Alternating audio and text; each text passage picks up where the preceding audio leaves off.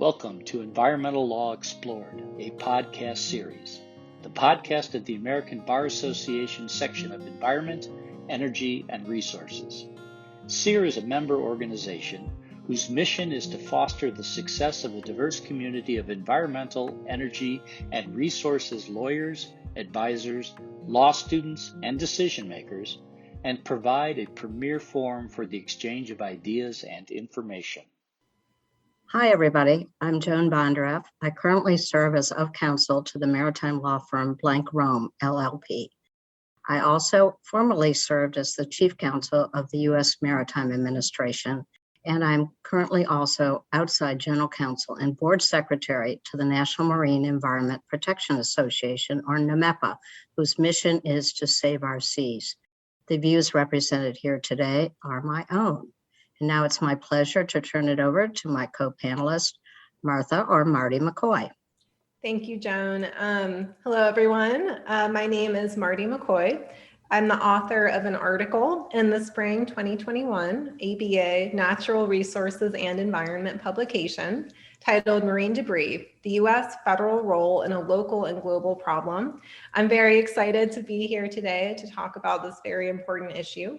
I'm also an attorney advisor with the National Oceanic and Atmospheric Administration, Office of General Counsel, where I provide legal support to, among others, NOAA's Marine Debris Program. I do want to highlight that I am participating in this podcast in my personal capacity, and I will be expressing my personal views, not the official views or position of NOAA or the Department of Commerce. We are going to address three important questions on the exciting topic of marine debris today. Why is marine debris a crisis that requires action? What are governments and NGOs doing, and what more can they do? And what can citizens do right now? So initially, there's going to be a discussion of the problem of marine debris and why it matters. Great. And Joan, could you tell us, why have we seen so much attention to marine debris and plastic pollution lately? This is a growing problem and a growing attention to this issue because there is so much now marine debris or plastics that are ending up in our ocean and waterways. And there are a number of forums that are addressing it, including the Pew Charitable Trust, as well as the very interesting Attenborough Blue Planet series, where David Attenborough discussed at length the growth of marine debris and the need we have to address it. So it's a combination of there being so much marine debris or plastic ending up in our waterways and much more public attention to this issue. So that's the reason to address it today. Now, Marty, how would you define marine debris? Well, marine debris is defined in the Marine Debris Act, which we will speak more to in a bit, as any persistent solid material that is manufactured or processed and directly or indirectly, intentionally or unintentionally, disposed of or abandoned into the marine environment or the Great Lakes. So to take this definition one piece at a time, so marine debris is persistent. It takes a long time to break down. In many cases, it may never fully break down in the environment. It excludes non-solid materials, some of which, such as sewage, are regulated under different statutory regimes. It does include manufactured or processed, so non-natural material. It may enter the environment intentionally, such as through littering or dumping, or unintentionally, which could be through natural events such as hurricanes or tsunamis that could lead to debris flowing into or entering the environment. And this definition also covers marine debris in the ocean environment and in the Great Lakes, although our focus today will be on the ocean environment. Marty, is it possible for us right now to define the scope of the marine debris problem? With all the attention on it, how large is it really? It's a great question, and it is a huge, huge problem facing the world's ocean and waterways. A commonly cited estimate is that 4.8 to 12.7 million metric tons of mismanaged plastic waste, so just plastic waste alone, enters the ocean each year. Debris varies in size from extremely large, such as derelict vessels, to very small, such as microplastics, which are defined as plastic pieces that are smaller than 5 millimeters in size. The most common debris materials include plastics, also glass, metal, paper, cloth, rubber, and wood. And many folks have likely heard of ocean garbage patches, which have gotten some attention recently. So these are very large areas of the ocean where litter and fishing gear and other debris collects. They're formed by rotating ocean currents called gyres that essentially pull the debris into an area, typically the gyre center, and form extremely large patches just out in the open ocean. And as you can imagine, this is very logistically and financially difficult to collect debris from these remote areas and from these extremely extensive garbage patches. So the high cost and harsh conditions of debris removal in these areas make it a significant problem. And I also, I want to mention a large proportion of plastic production does end up as waste in the environment, and the problem is continuing to grow. A recent report from the Pew Charitable Trust estimates that without action, the flow of plastic into the ocean could nearly triple by 2040. And Joan, could you tell us, how is plastic pollution affecting fish and other ocean wildlife? Thank you, Marty. Aside from not looking so good when the plastic ends up in the ocean, it really has become harmful to animals, marine mammals, and fish and others who reside in our oceans. You can see examples of animals being entangled in plastic material, and they also can eat it, which is not their natural food source. Debris such as plastic bags may resemble prey species and be consumed, leading actually to starvation. And then whales feed on squid, and plastics unfortunately can resemble squid. So the whales are starting to feed on plastics also. And we've seen pictures around the world of whales containing 13 pounds up to 64 pounds of plastic in their stomachs, which is really quite alarming. At this point, the next question really is, what role do microplastics play? Are they harmful to human health, and how do they end up in the ocean? Yes, very important questions. So a particular concern is posed by the amount of time that plastics persist in the environment. Plastic typically does not biodegrade fully. Instead, what happens is that wave energy and sunlight can break plastic down into microplastic particles, which may in turn carry harmful chemicals and additives such as endocrine disruptors. Microplastics or microfibers can also be manufactured directly, such as in clothing and other consumer products. Microplastics may be dispersed throughout the environment through wind and rain. As you mentioned, animals can consume microplastics in the environment, and then humans actually can consume microplastics as well. There's been some recent research indicating that humans likely, on an individual basis, we likely consume thousands of microplastic pieces per year, and those are through sources such as drinking water, seafood, and dust. In terms of human health impacts, knowledge of microplastic toxicity and human health impacts is limited at this point, but some research does indicate that microplastics exposures can cause oxidative stress, disruption of immune function, and chronic inflammation. That's all quite alarming. And could you tell us, what are the other impacts of marine debris on the environment? Absolutely. There are, many adverse impacts of marine debris on wildlife, the environment generally, the economy, and also navigation safety.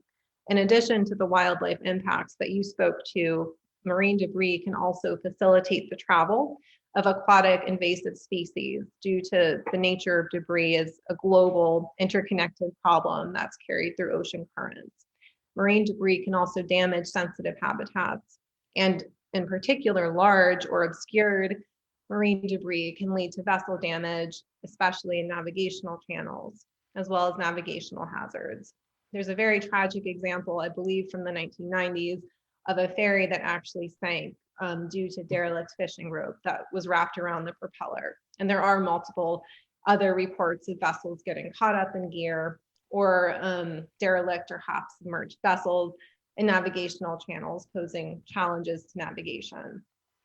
Marine debris also impacts the coastal tourism and recreation economy. A recent study analyzed the amount of marine debris on beaches and looked at how that can impact the economies of coastal communities that depend on tourism. And in this example, which looked at beaches in Orange County, California, the researchers found that doubling the amount of debris on the beaches resulted in an approximate loss of 414 million tourism dollars and a decrease of almost 4,300 jobs. Now, Joan, could you tell us, where is most of the debris in the ocean coming from?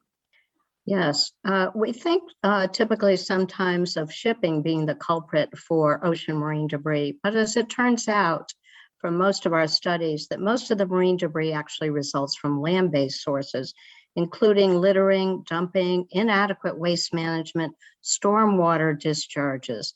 And without proper catchment systems, debris can actually end up in our waterways and ocean. So the problem is mainly derived from what we do with all of our plastic products, and overcrowded landfills really result in the marine debris ending up in the ocean. Of course, natural disasters such as tsunamis that we've seen can actually result in huge amounts of debris entering the marine environment as well. A recent study found that most of the top countries contributing to plastic waste entering the ocean are actually middle-income countries with rapidly growing economies, but limited waste management infrastructure. A recent study reviewing data from 2016 found that the United States actually may rank as high as third among countries in its contribution to coastal plastic pollution. There are also studies around the world where it shows that from countries in the Far East, for example, marine debris is ending up in the ocean, again, due to poor waste management systems and practices. Marty, would you address whether fishing gear is part of this problem? Absolutely. So yes, fishing gear is part of the problem. You mentioned most marine debris does result from land-based sources, but there are ocean-based sources of marine debris as well. And this includes fishing vessels that lose fishing gear, as well as debris that may enter the environment from other offshore sources, such as offshore platforms and other types of vessels. Lost fishing gear in particular, along with balloons and plastic bags, is estimated to pose the greatest entanglement risk to marine fauna, in one study that evaluated various types of marine plastic litter. So yes, it is definitely part of the problem. I think it's important at this point to see what the federal government and various agencies are doing to address marine debris now that we've quantified the issue. Marty, would you address what the federal role is in addressing marine debris? Absolutely. So the federal government has been focused on a comprehensive approach to addressing marine debris, focusing on both local efforts and also global efforts, and looking a lot at source prevention measures. So in terms of the federal approach and the federal response to the marine debris crisis, I think there's a few main points to highlight. So both prevention of and response to marine debris have been, accepted as critical components of the solution, as well as the importance of engaging on multiple levels. So this includes the individual level, the community level, and also the interjurisdictional and international levels. And specific actions that we can speak a bit more to as well in this podcast include federal funding and conducting debris removal projects, as well as funding and conducting research on debris sources and impacts. There's been a particular focus recently on marine plastics, as well as funding and empowering communities to implement community-focused prevention projects. Joan, could you tell us what U.S. laws address marine debris? Yes, we're not operating in a vacuum here because Congress for a number of years now has actually enacted legislation which is intended to address the problem, but it hasn't completely resolved it. For example, the Marine Debris Act which was enacted in 2006 and subsequently amended, including last year, establishes the Marine Debris Program in NOAA to identify, determine sources of, assess, prevent, reduce, and remove marine debris, and address the adverse impacts of marine debris on the economy of the United States, the marine environment, and navigation safety. But it is a non-regulatory program. The other critical law is the Act to Prevent Pollution from Ships, known as APS, which implements various annexes of the 1973 International Convention for the Prevention of Pollution from Ships, which is popularly known as MARPOL. And the U.S. Coast Guard does have regulatory authority to address ship-generated garbage, and they have enforcement authority as well. Other laws that may be implicated in this are laws administered by EPA, including the Clean Water Act, RCRA, as well as CERCLA. We also have seen recent disaster relief supplemental appropriation acts have dedicated funding for marine debris response, particularly in response to tsunamis, where garbage has ended up on the west coast of the United States. Let's delve a little further now into the details of the NOAA Marine Debris Program. I appreciate your addressing this, Marty. Of course. So the Marine Debris Program is authorized by the Marine Debris Act, which you referenced a moment ago, Joan. The Marine Debris Program's strategic plan outlines 6 main goals: prevention, removal, research, emergency response, coordination, and monitoring and detection. The program does prioritize prevention as the ultimate solution to marine debris. And to illustrate the Marine Debris Program's role in addressing the marine debris crisis, I did want to highlight the case study of, the very tragic example of the Japan tsunami that, led to great loss of life and also substantially contributed and exacerbated the global marine debris problem. So on March 11th, 2011, a magnitude 9.0 earthquake occurred off the coast of Japan. And this resulted in a tsunami that struck Japan and caused catastrophic damage, huge loss of life. It was just an absolutely horrible tragedy. And in addition to this human loss and the suffering, the tsunami also substantially exacerbated the global marine debris crisis. It carried approximately 5 million tons of debris from the inundation zone into the ocean. And we estimate that about 1.5 million tons of this debris drifted into the Pacific Ocean. And that led to just huge amounts washing up on North American shores, estimated to be about 10 times the amount of debris over baseline levels following the tsunami arriving on the West Coast shores. And the debris continued to wash up for years. It was recorded as late as 2015. And this posed, a host of risks, including biofouling and invasive species, other environmental and economic concerns. So NOAA led the federal interagency response to this significant tsunami debris crisis arriving on the North American shores. NOAA worked closely with the impacted Pacific states and with the communities to lead efforts to model, monitor, and document and respond to the debris. NOAA used an oceanographic model, and that allowed them to accurately hindcast the debris locations and created a monitoring system with many partners and many volunteers to conduct monthly shoreline surveys to track, record, and document the debris arriving on the shores. NOAA also led extensive public outreach and education for stakeholders and conducted briefings in the affected regions. This was definitely an interagency, comprehensive, and collaborative effort. So NOAA worked closely with interagency partners, including the Coast Guard, in reporting hazardous debris and alerting vessels to, potentially hazardous debris. The Coast Guard did sink one large piece of debris that was a navigational hazard. Department of the Interior agencies led teams to coordinate cleanups in protected area units. And there was, again, just a huge amount of interagency coordination. There was also international coordination, which is critical.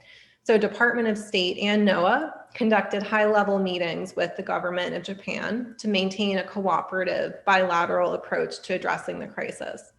Japan provided a goodwill gift of $5 million to the US to assist with the tsunami debris response. And NOAA administered and distributed these funds to affected states and provided additional support. So with this funding and support, 635 metric tons of tsunami debris was removed from North American shorelines. And all of the West Coast debris from this event that we are aware of has been cleaned up. So this is clearly an unusual and very tragic event. But Joan, could you speak to some other examples of federal actions to prevent or respond to marine debris?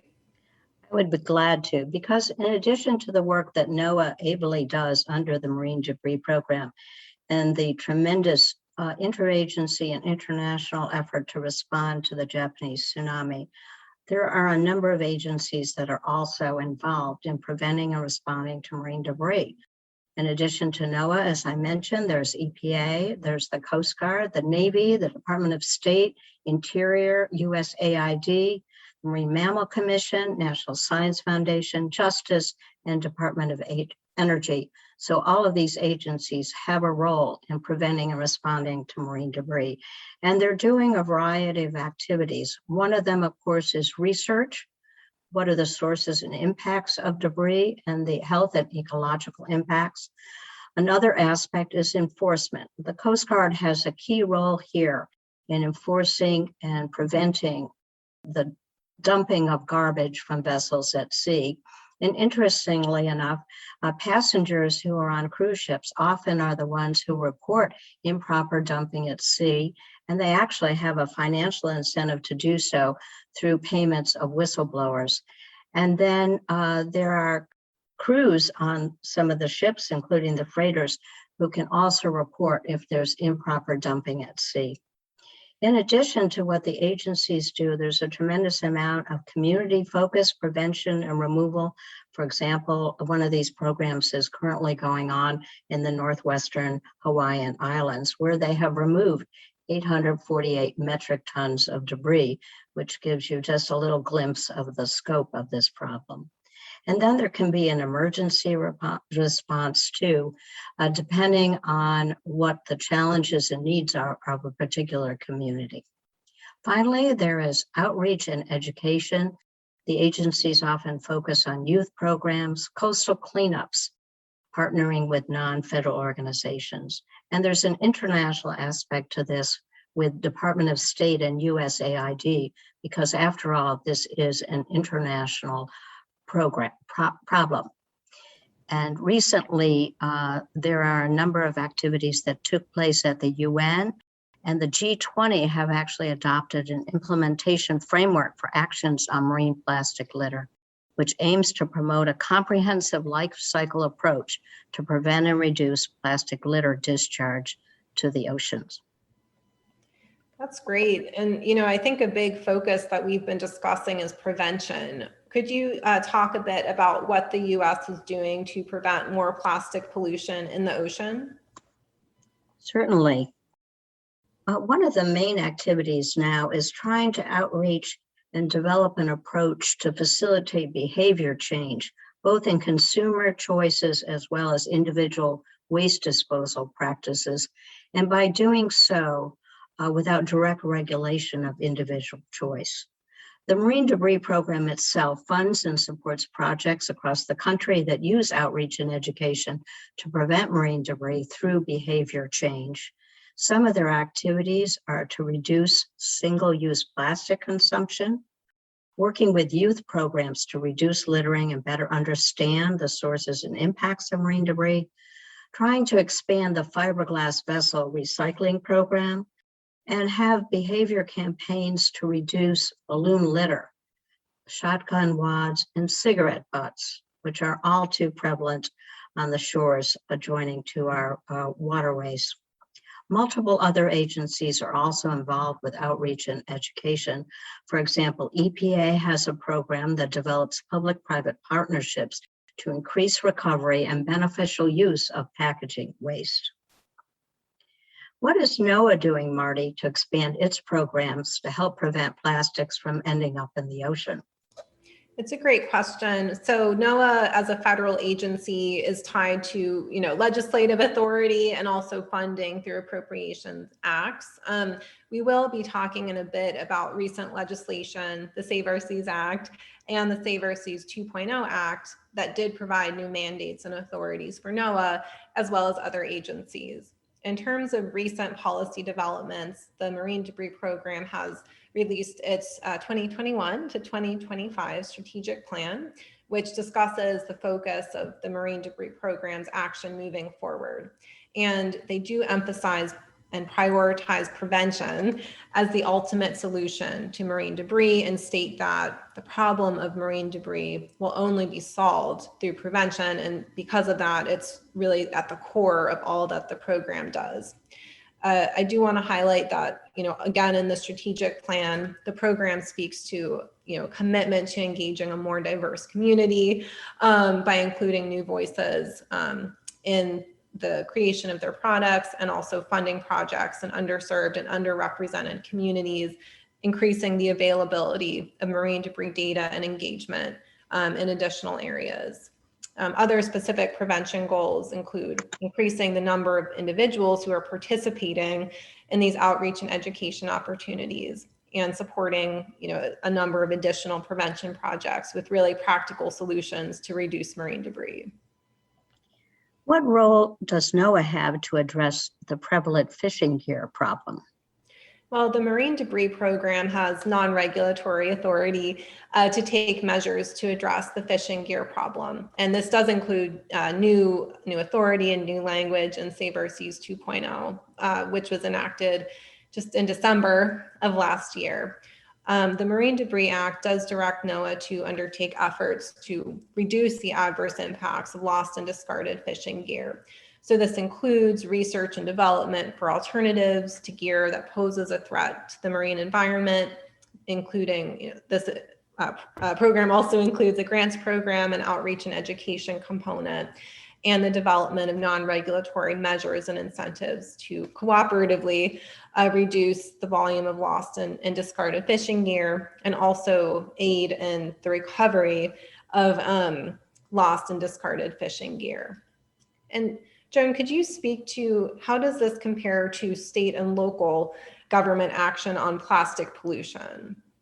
Well, thanks, Marty. Well, the federal government is encouraging reduction in plastic pollution and marine debris through behavioral practices and non-regulatory. Most of the regulatory approaches to plastics really have been implemented on the state and local government levels. There's also a potential now, and I think producers themselves are coming to grips with their own responsibility and how they handle, collect, and recycle plastics. And you see that advertised now. So that there is greater producer responsibility now for beverage containers through deposit and refund programs. And in many jurisdictions now in states and local governments, there is an increasing ban on single-use plastics and more encouragement for the public to bring its own paper and other non-plastic containers to the stores to pick up their goods and products. Thank you. And could you speak as well to how nonprofits and NGOs are addressing the problem of marine debris? Yes, there are a number of NGOs. I just mentioned a couple here, but there are more that are addressing the marine debris problem and have made it a focus. One of them is the Ocean Conservancy, where they have a program to reduce plastics in the ocean. The other one that I mentioned I'm on the board of is NMEPA, North American Marine Environment Protection Association, whose mission is to save our seas. And they work across the board with industry, NGOs, as well as other nations to help them set up better waste management practices in particular. And then we're now familiar with the fact that many communities organize their own beach cleanups. I participate in one of them in my own jurisdiction here in Virginia. So there are a lot of ways to get involved. Marty, at this point, I'd like to turn to what else Congress can do to address the issue, if you would go into some of the recent legislative initiatives. Sure, I'd be happy to talk about the recent enacted legislation that we've seen addressing marine debris. So earlier in the podcast, we briefly alluded to the Save Our Seas Act, which was passed in 2018, along with the Save Our Seas 2.0 Act, which was passed just a few months ago in December of 2020. Both of these acts are bipartisan legislation calling for an increased domestic response and also increased international cooperation to address the marine debris crisis. So the first Save Our Seas Act amended and reauthorized the Marine Debris Act that added further mandates and authorities for interagency coordination, international action, and also measures to address severe marine debris events. So new authorities and mandates for NOAA.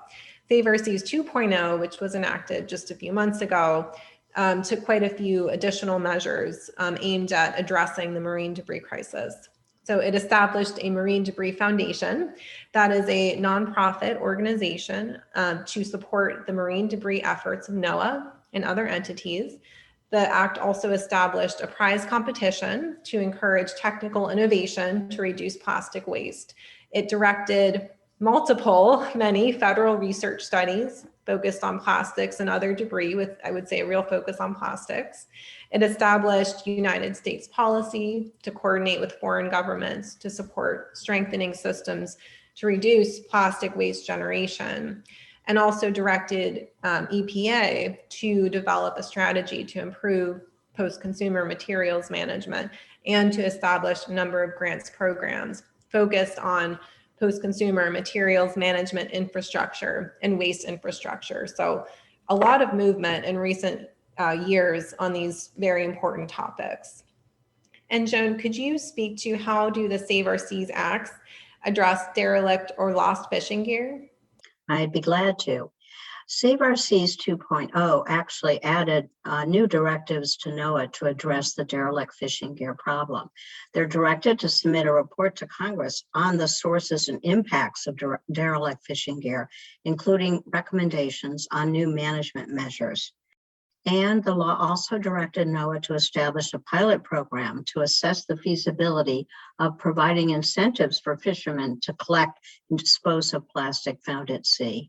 Save Our Seas 2.0 is also known for paying more attention to international coordination, including relating to lost and discarded fishing gear. The Secretary of State was directed to submit a report to Congress on the potential for negotiating new international agreements or creating a new international forum to reduce land-based sources of marine debris, including derelict fishing gear. Great, thank you. And we've spoken at this point about recent enacted legislation. Would you be able to speak to proposed legislation or possible emerging trends in Congress's approach to address marine debris? We are now at the 117th Congress, and bills have already been introduced by different members of Congress to address the plastic pollution problem. To begin with, it's also possible that a bipartisan group of senators and members of Congress could introduce Save Our Seas 3.0 this year. It would build on the earlier Save Our Seas legislation and could include more specific measures aimed at reducing marine debris and including recycling improvements and supporting innovation. At the present time, Senator Merkley and Congressman Lowenthal have introduced their Break Free from Plastic Pollution Act, S984 and HR 2238. That would establish requirements relating to waste and recycling collection systems, would make certain producers of products responsible fiscally for collecting, managing, recycling, or composting their products after consumer use, and would establish a phase out for various single-use products such as plastic utensils. So this is a more regulatory approach to plastic pollution. The bill was just introduced, so we're waiting to see how it develops in the 117th Congress. There's also a proposed Plastic Waste Reduction and Recycling Act that was introduced actually in the last Congress. It's a bill that's supported by the American Chemistry Council, and it could very well be reintroduced this Congress too. which would establish a coordinated federal program to accelerate plastic waste recycling through research, development, and other support initiatives. Finally, we know that Congress is also paying a lot of attention to marine pollution. For example, even a House Appropriations Subcommittee had a hearing recently on plastic pollution and how it should be addressed. And the chair of that subcommittee, Shelley Pingree, announced the marine plastics problem is global in scope, growing worse each year, and has increasingly devastating consequences. Addressing it, she said, will require a coordinated response by governments, the private sector, and non-governmental stakeholders, which we agree with. Turning from domestic legislation, we're now going to spend a little time looking at what are the international treaties or agreements that contain provisions to address plastic pollution. Marty, over to you. Thank you, Joan. So I will provide just a brief overview of some of the international instruments that contain provisions addressing plastic pollution. I do want to mention that none of these instruments have the sole purpose of addressing plastic pollution.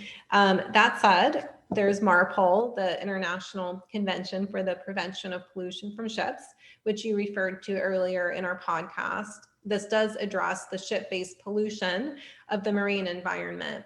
And in particular, MARPOL Annex 5 regulates the discharge of garbage that is generated by ships. And it includes a complete ban on the disposal into the sea of all forms of plastics. The US has ratified the MARPOL Convention and all of its annexes except Annex 4, which governs sewage. And the Act to Prevent Pollution from Ships is the implementing United States legislation. There's also the London Convention and London Protocol, which addresses the dumping of waste and other matter at sea from ships, aircraft, platforms, and other man-made structures at sea. The London Convention prohibits the disposal of persistent plastics and other persistent synthetic materials, which may float in such a way that interferes materially with fishing, navigation, or other legitimate uses of the sea. The US has ratified the London Convention and has signed but not ratified the London Protocol. So the London Protocol is a little more restrictive. It does expressly prohibit the export of waste and other matter for the purpose of ocean dumping, and prohibits dumping of all waste and other materials, except those materials that are expressly listed as being considered, which may be considered for dumping. There's also the Basel Convention, which I know, I believe you'll speak to more in just a moment. So this does address the export and import of hazardous and other wastes, including through the shipment at sea. And finally, so these are some international treaties. I also wanted to mention that, other countries have also been developing and implementing approaches to address marine debris, and in particular to address and prevent marine plastic pollution. So many countries have adopted legislation to regulate plastic bags, which includes restrictions on manufacture, distribution, and use. Some countries have enacted legislation that bans specific single-use plastic products, such as plates, cups, straws, food packaging, and some states have also enacted laws on extended producer responsibility for single-use plastics. Then in 2017, I think something that has been widely reported is that China determined to stop importing foreign plastic waste. So Joan, would you like to speak a bit more to the role of the Basel Convention? Does the US export our waste to other countries? Marty, unfortunately, we still continue to do that. We don't seem to be able to control all of our waste and management in the United States. The US is a signatory to the Basel Convention, which was intended to reduce the export of hazardous waste, especially to third world countries. Interesting to me, the US Senate provided its advice and consent to ratification of Basel in 1992, but we have not technically ratified it because we have not enacted sufficient domestic statutory authority to implement all of its provisions. I was reading recently that the US actually continues to export plastic waste to countries like Indonesia and Malaysia now that China has refused to accept our waste. There's also this interesting question of what happens to ships that transit around the world and may be exported from the US to other countries for disposal and recycling.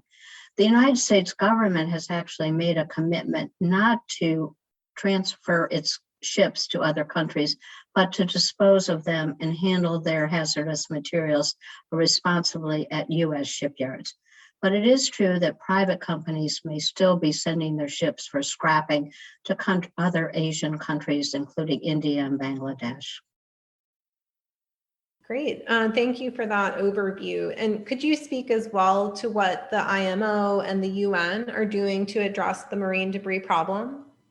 Yes, the International Maritime Organization, which regulates shipping around the world, and did produce the MARPOL London Convention as well as its annexes, has an important role in reducing plastic pollution in the ocean.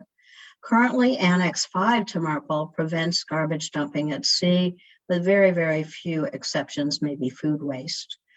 The IMO has recently announced what I find very interesting, called the Glow Litter Partnership Project, which is a partnership of 30 countries intended to reduce marine plastic litter from transport and fishing sectors. It's interesting to note that a number of the smaller countries are actually participating in Glow Litter, and certainly they will need assistance in waste management practices and infrastructure. There's also the UN Environment Program Global Partnership on Marine Litter, which is a voluntary initiative to reduce and manage marine litter with a focus on capacity building and info sharing. And as well, we see out of the UN very interesting sustainable development goals, which have lovely icons, by the way, if you want to look them up. And they have targets that are intended to be achieved by 2030, including one on ensuring sustainable consumption and production patterns. That's SDG 12. SDG 14 relates to conserving and sustainable use of the oceans, seas, and marine resources. And its specific target is to reduce marine pollution. Finally, at the UN level, you have the Environment Program Regional Seas Program, which addresses marine litter and helps countries develop better waste management practices. Thank you. And, I think we're coming now to a very important question, and one that many of our listeners may be particularly interested in, which is what can ordinary citizens do to keep plastic from ending up in our waterways and ocean? Would you be able to speak to that? Yes, I would be glad to. As I say about this topic, as the famous cartoon character Pogo said, we have met the enemy and she is us, because we're as responsible for where our plastic waste goes as anybody else. So here is an example of the kinds of things that we as citizens can do to reduce plastic pollution. First of all, we can participate in beach cleanup days. The largest single-day volunteer example is the Ocean Conservancy's International Coastal Cleanup Day. I also participate in a local park cleanup along the Potomac River in Alexandria, Virginia. And on the one hand, it's depressing to see all the plastic. On the other hand, it's very satisfying to be able to pick it up and dispose of it properly. We can certainly reduce our food packaging waste by bringing our own paper and cloth bags to the supermarket and try to bring reusable or takeout containers whenever we go places. We can also reduce other or eliminate even single-use plastic like plastic straws, plastic bags, and plastic beverage bottles. The plastic bags themselves are actually especially dangerous to wildlife. We can use products designed to catch microfibers in laundry machines so the microplastics don't end up in the ocean, and try at all possible to avoid littering and dumping. If you're out on a fishing boat or boating yourself, return all trash back to shore for proper disposal or recycling. And avoid what's called wish cycling. So try to understand what plastics are actually recycled in your community. And can plastics be recycled, or are there ways that plastic can safely be recycled? Certain plastics can be recycled.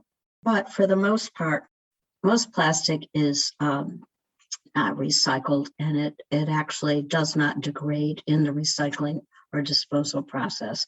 So we have to have a better education program regarding our extent to which plastic can actually be recycled. Great. And finally, do you want to speak in terms of alliances that can be formed between industry, NGOs, and the public to reduce our plastic waste and ensure that plastic does not end up in the ocean?